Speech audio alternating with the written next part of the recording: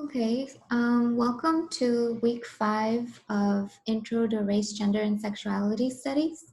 My name is Itzel, and this week we're going to be talking specifically focusing on Horton Spiller's essay and what it means for this course. I do want to just give a few updates before I start this week's lecture or class check-in, whatever you want to call it. The first thing is that all of you should have seen your updated grades by now. If you have not submitted an assignment, please just send me an email with the assignment attached so that I can update your grade. As many of you know, I am very flexible this semester because of everything that is happening in terms of remote learning this semester.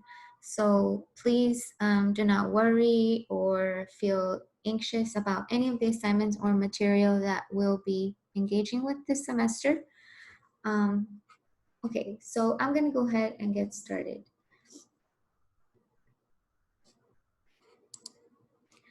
One thing that I always like to start class with is a discussion on terminology and the kind of terms that we use to discuss experiences or other forms of oppression like racism, misogyny, all of these kind of words that we've been seeing throughout the course. One of the definitions that I like to turn to is Ruth Gilmore's definition of racism, which is the state-sanctioned or extra-legal production and exploitation of group-differentiated vulnerability to premature death. Now, that might sound more complex than what she is trying to really say here. But one of the things that I focus on in this definition is the specific vulnerability that certain populations face to dying at a younger age or at a younger time in their lifespan. She's specifically defining racism as that, as those who are marked to premature death. And I want you to, in your response, if you can, for this week, just share your thoughts about this definition, what might be useful, what is not useful. If you are in the group that thinks that it can be useful or you like the definition, please state why. And if you are not into this definition and you would like for other things to be stated here, please identify that in your response. So a lot of you have questions about the video with Tourmaline and Kimberly Drew at the beginning of the semester, the first video for the course. And the reason I chose this video is to specifically highlight the ways that gender is part of your everyday life. So in this video, both of the people here are discussing what it is like to go to the nail salon, ride the subway, do all of these things in a way that highlight or pay attention to your way of being gendered. So being more vulnerable to these categories and these constant ways that society is structured to make sure that people fit into particular categories. And what does that mean for this class? So just to summarize, gender identity specifically refers to a person's internal, deeply held sense of their gender. A lot of times you will hear terms like genderqueer or non-binary. What do these terms mean in regards to and our discussions of gender so far? And in your responses, feel free to discuss, like, what have you heard about these terms? What do you know about them? What do you not know? What do you wish to know more about? The other thing here is gender expression. And gender expression refers to the external manifestations of gender. So this can be a person's name, their clothing, their haircut, their behavior, their voice, their body characteristics. Society identifies these cues as masculine or feminine, um, but as we will learn throughout this course, what becomes defined as masculine or feminine changes over time and varies by culture.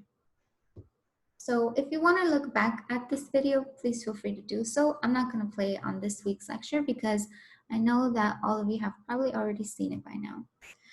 The next definition that I want to review here is sex. A lot of times people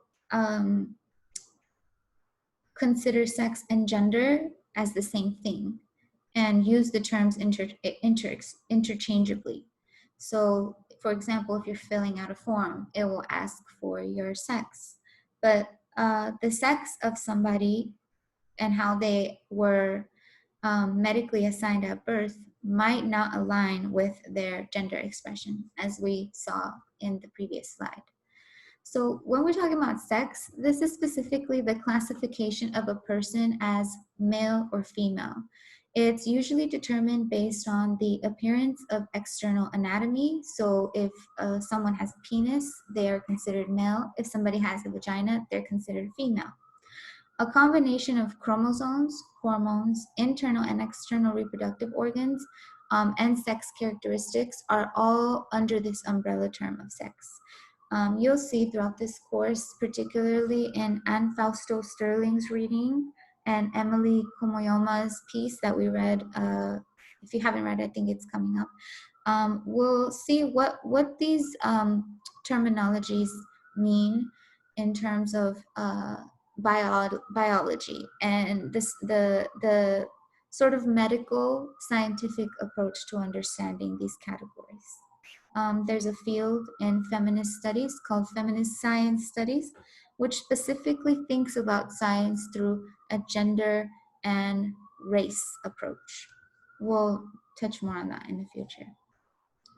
The next definition, sexuality, describes a person's enduring physical, romantic, and or emotional attraction to another person.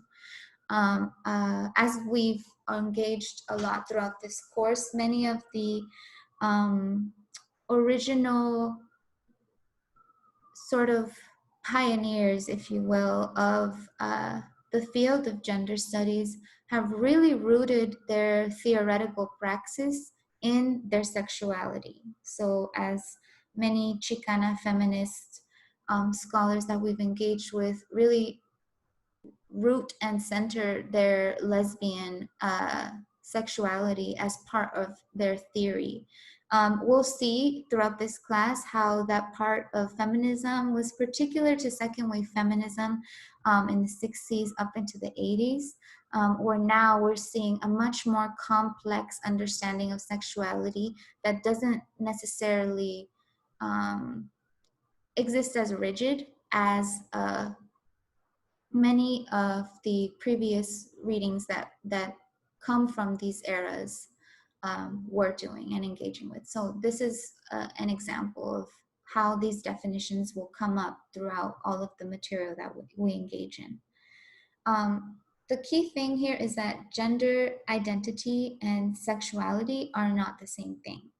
For example, transgender people may be straight, lesbian, gay, bisexual, or queer. For any of you who are interested in taking any classes, particularly on trans studies or queer studies, I recommend looking at the courses by Professor Amir Assis at Rutgers in our Women's and Gender Studies program. Okay, so to continue. The last definition also here, before I forget, is queer. And this is really an umbrella term that is used to define a variety of different experiences. As you'll see in this class, some people identify with this term while others do not. Okay, now the next part is really getting into this essay here by Horton Spillers, Before Gender There Was Flesh. I don't know if many of you have really sat with what this essay is arguing, but if you haven't, I want you to really focus on this lecture as a way to just really breaking down the main argument. The essay that you're reading is about 10 to 12 pages long, if not more. I believe it's a little more than that. So do not feel concerned about getting through the entire reading. It's a difficult piece. The slides that I'm going to be going over are what I really want you to focus on and get out of this piece. And the preface on terminology is because we're really getting to the part of the course where, you know, the first 4 weeks, we really engage with a brief history of the feminist movement. We learn about Sojourner Truth's piece in Ain't I a Woman, where she describes, where she challenges and critiques white feminist intentions in the 1800s to so-called fight for women's suffrage. So now that we've gone through a little bit of that history, and many of you know that this class is not necessarily going to be engaging with a sort of historical analysis of where feminism came from, but more just a quick overview of where it's at contemporarily. Like where does it come from? Where are we at now? How are feminists thinking about these times? So this piece is really a breakdown into what the next semester is going to be looking like and the kind of work that we're going to be engaging with.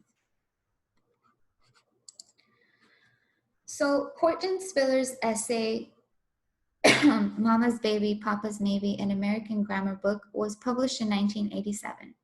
Spillers here is an American literary critic and Black feminist scholar. She currently holds a position at Vanderbilt University. She's published a series of pieces, including Conjuring Black Women, Fiction, and Literary Tradition, which was published in 1985 by Indiana University Press. She's also published other books like Comparative American Identities, Race, Sex, and Nationality in the Modern Text, as well as Black, White, and in Color, Essays on American Literature and Culture. Horton Spillers has a huge amount of readings and publications that she has offered to not just the field of gender studies or critical race studies or Africana studies, but all around just a major contributor as a theorist and scholar.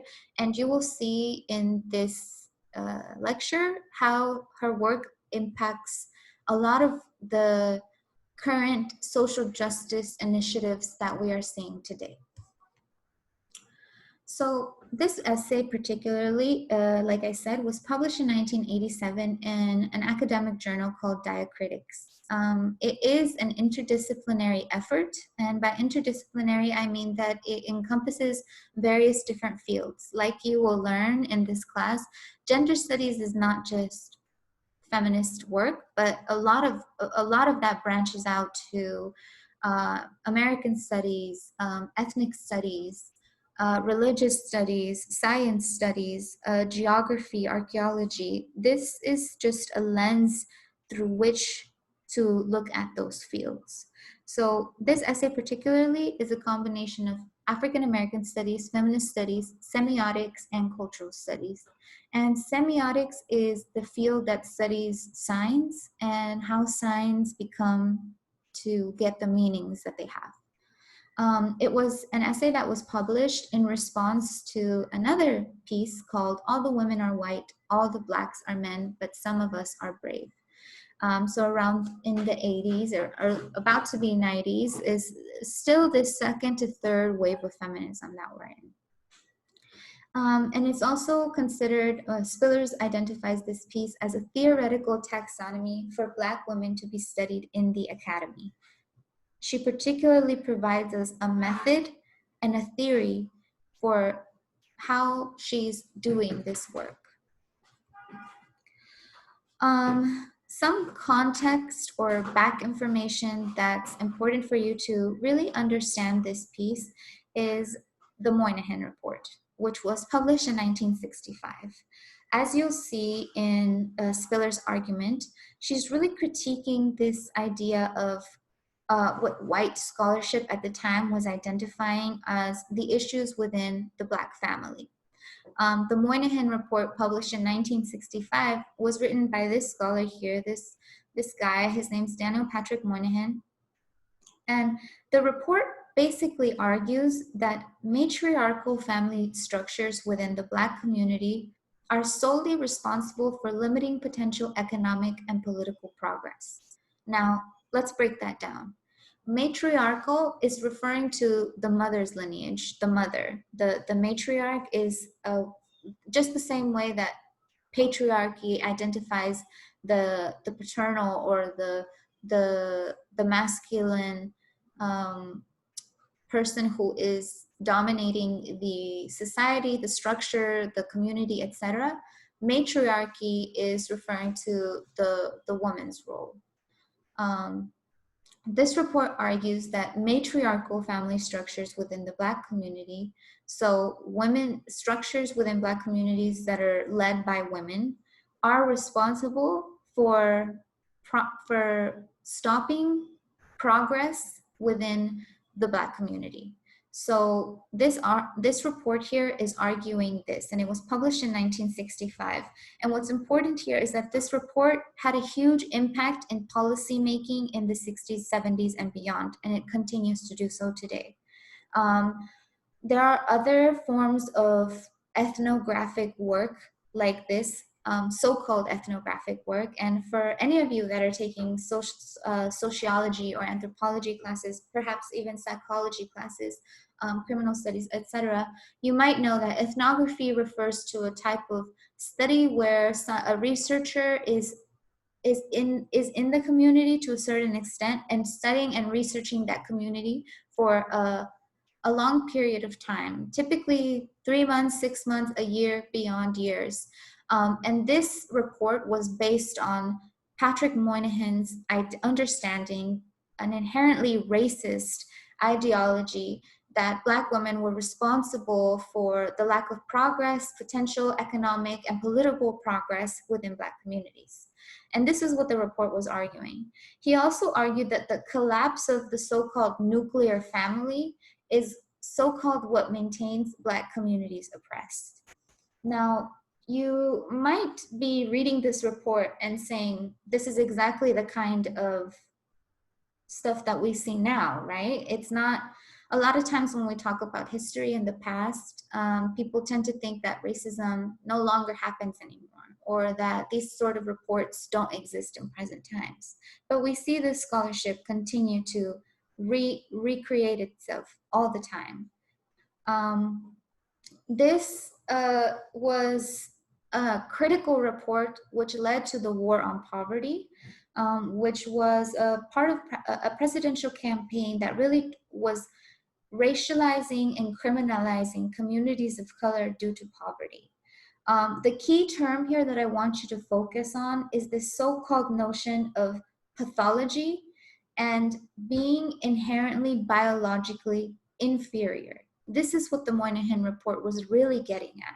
He was really trying to argue a eugenicist, white supremacist ideology about what Black communities, the reason why Black communities so-called were more oppressed. Horton Spiller's, this essay that we're engaging with, is really, really challenging this entire canon. And she's looking back on this whole thing. And she states, Moynihan's Negro family then borrows its narrative energies from the grid of associations, from the semantic and iconic folds buried deep in the collective past that come to surround and signify the captive person. And we're going to talk more about what she means by that. In her essay, she really focuses on this idea of ungendering. And you know, before we really go on to this term and what Horton Spillers is arguing, I want you to understand that Patrick Moynihan was really placing all of the reasoning behind why Black people face oppression on Black women. So Horton Spillers takes on this essay, and you can understand why it's an immense feminist critique. She states that in page 68 and early on 68 and 77, she argues that Black women and men are both positioned as, quote, vulnerable, supine bodies capable of being raided by a woman or man, that is, as ungendered and separated from its own active desire. This part is critical here because she's saying that this history of the immense violence that Black people endure situates gendering within a different lineage, a different history. This history actually removes Black bodies from patriarchal gender and positions them outside of family.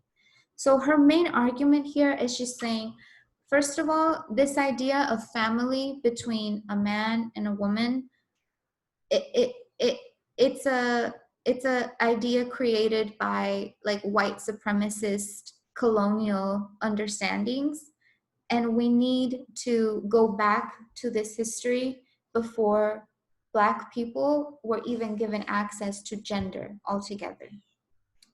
And this is why she's saying this history removes Black bodies. It exists outside.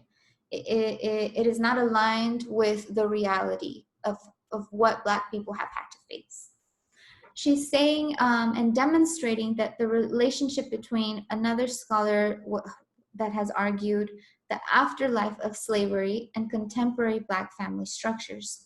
So there's a scholar by the name of Saidiya Hartman who is well known for her work on identifying what she calls the afterlife of slavery, and the way that every constant thing that structures our current time, our modern times, every aspect of it is rooted in this history of slavery. And this is why she calls it the afterlife. This continuation, this never-ending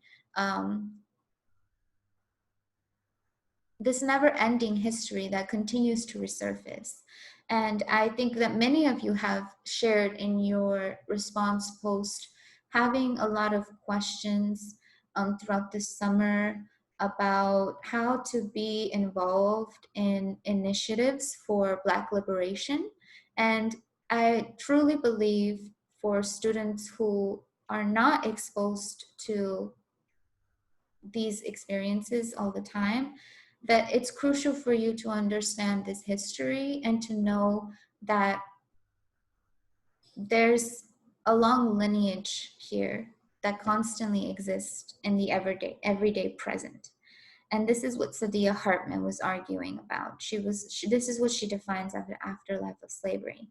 And Spillers, in this essay that you read, really ties this relationship of the afterlife of slavery to contemporary Black family structures. On page 67, she states, that order, with its human sequence written in blood, represents for its African and indigenous people a scene of actual mutilation, dismemberment, and exile. First of all, their New World diasporic plight marked a theft of the body, a willful and violent and unimaginable from this distance severing of the captive body from its motive will, its active desire. Under these conditions, we lose at least gender difference in the outcome, and the female body and the male body become a territory of cultural and political maneuver, not at all gender related, gender specific.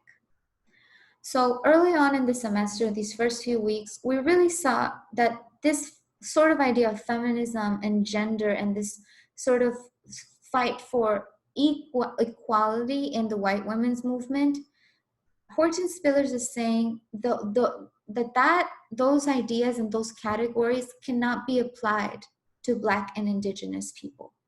Why?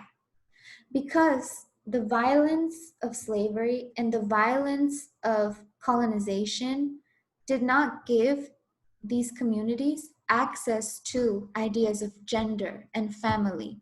They, they, they had no access to that because they were seen as property, as marketable objects that could be used for profit and capitalism.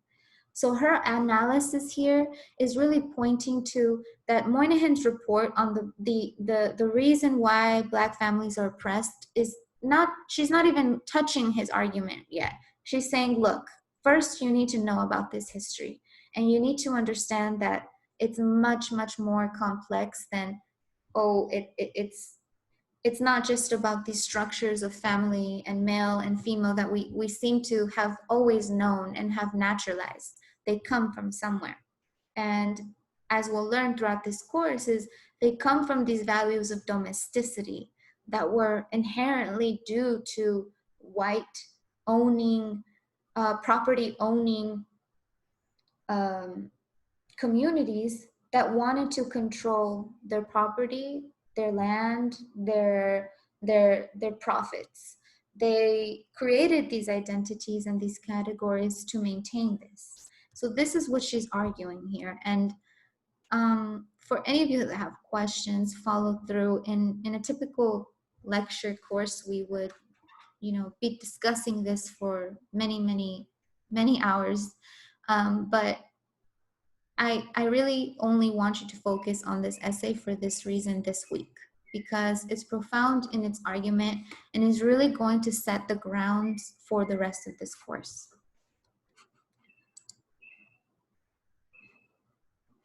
When Spillers is talking about flesh, she's saying that typically when we think about a body, when you think about a body, it's seen as a discrete entity, like a whole thing. But here, Spiller says that in actuality, for Black and Indigenous communities and for Black and Indigenous people, flesh is not about having access to a body. She says, I use the word flesh specifically because flesh is related to desire and sexualization. She says this as part of her argument here, right? She says, Black people became ungendered through this violence. For Spillers, gendering manifests in relation to domesticity. So for her, the key part of her argument is that gender, for example, masculine and feminine, only become known when the unit of family is created to maintain property, to maintain, and remember that when I say property, I'm specifically talking about people, Black people, Indigenous people, and how for so long the law was mainly focused and created to maintain these categories of property. As you learned very early in the semester, that's why the women's movement was started, to use the law to identify rights for white women beyond what was happening at the time. Remember, there was the law and legislations that were coming to give access to Black men a vote. And white women were like, no, we're not gonna allow that to happen before we can have access to rights. So this is why for Spillers, she's not using before gender there was a body. She's not saying before gender we were just bodies. She's not saying that. She's actually saying this category of body is even specifically referring to just white people at this time, that we have to think about historically before gender, we were seen as flesh. And for here, she's specifically referring to Black communities and to Black Indigenous folks. On page 67, she says very clearly, I would like to make a distinction between body and flesh and impose that distinction as the central one between captive and liberated subject positions. In that sense, before the body, there is flesh. So here, captive and liberated body and flesh are seen as synonymous. For her, one does not have access to a body until they are in a liberated subject position, until they are free from being enslaved, until they are free from colonization. The, uh, uh, this is who like gets access to a body. If you are captive, you have access, or what she would identify as flesh. Even though the European hegemonies stole bodies, some of them female, out of West African communities in concert with the African middleman, we regard this human and social irreparability as high crimes against the flesh, as the person of African females and African males registered the wounding. If we think of the flesh as a primary narrative, then we mean its seared, divided, ripped apartness, riveted to the ship's hull, fallen or escaped overboard. Now, I want you to really sit with this distinction here that she's making, and particularly this last line in this excerpt. And in your response, please discuss, if you'd like, what was your understanding of this? How do you make sense of her argument? Do you agree with her argument? Do you want to challenge it and think that it needs to be fixed, it needs to be repaired, or she could consider this or other factors? Please feel free to share that in your response. So that's all for this week. I want you to really take some time with this essay. If you need to take a break from it and go back to it, please do that. If you don't want to read it anymore, please just refer to this lecture and focus on the pieces that I'm really identifying here for you. Ultimately, this is critical information for all of you to understand how this is really prefacing the entire course. When we talk a lot of times about feminists or feminism, what's often left out of that discussion is a critical analysis of race. And this class is specifically about that and that history, and why feminists for a long time have had an aversion or a resistance to engage with race or religious studies, for example.